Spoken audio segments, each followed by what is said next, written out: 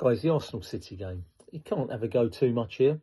I felt the first 20, 25 minutes, I mean, those unlucky not to go 1-0 up, but I feel we really played very well that first 25 minutes and we were taking control of things.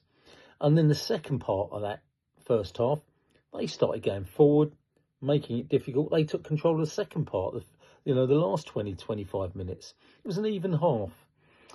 And then the second half, forget the goals. It was a great goal from Cherki. The second half, they came out, they pushed forward, and they definitely were the better team. But all in all, the better chances went to us. Seriously, that Eze was so unfortunate. We hit the woodwork a couple of times. What was that? Odegaard and the rest of them, inside the box. Donnarumma made a great save, but come on, coming in, you got virtually players all around you, and you're just kicking it straight. Not even thinking about what you're doing. It's amateur football. Amateur football, just kicking it. And you're rushing it. We should have scored from that one. Open goal. Awful miss. Awful miss.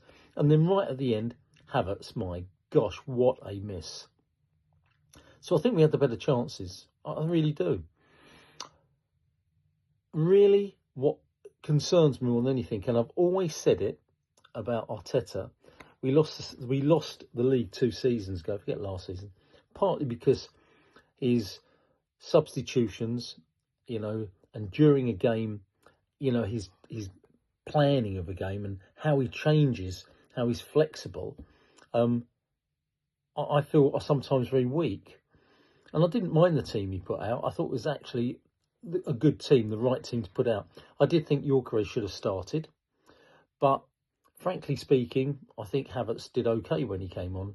But you could see he didn't have the speed. I mean, when you're running at goal and you've got Bernardo Silva, 6'4", running against 5'7", and he outpaces you and outmuscles you, that says something's wrong with Havertz, doesn't it? Okay, that was ridiculous. Havertz should have just moved to the right, and I thought he'd been building up in the gym, hadn't he? But that showed he's got no strength whatsoever when he's out-muscled and outrun by Bernardo Silva. What the hell are you doing then? So you wait 10 minutes before the end, and then you bring Gyökeres on. Why? Why? You're losing, and you wait 10 minutes towards the end. I didn't get that. Didn't understand that at all. You take Eze off. The guy that was giving them trouble. The guy that was, hit the post, had a little bit more to him than anyone else. Leave Eze on. Leave Eze on. I couldn't get it. He was a best midfield player there. Most creative. Really. What the hell's going on? Madueke, everyone moans and groans about him, but the one thing he was doing was keeping O'Reilly at bay, making sure he didn't shoot down that wing.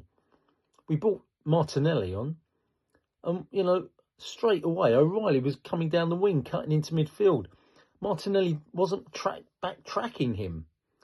And that led to the second goal as well. Where was Martinelli for that second goal? Because O'Reilly got the ball, came through the midfield. Martinelli was not there. I just don't get that.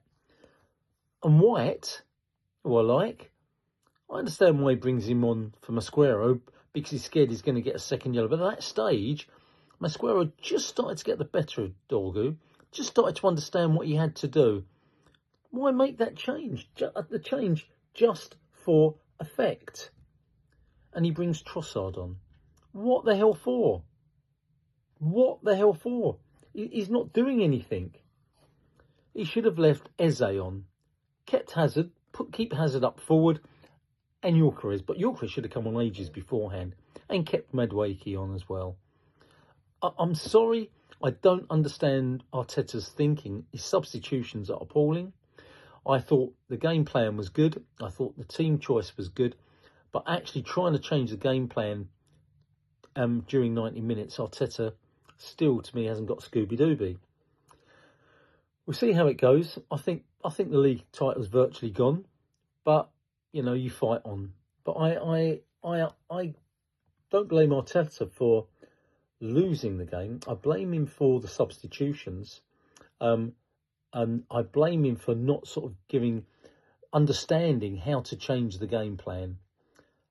I also blame him for why we haven't got a good centre forward who can knock goals in when we've been looking for one since Aubameyang went.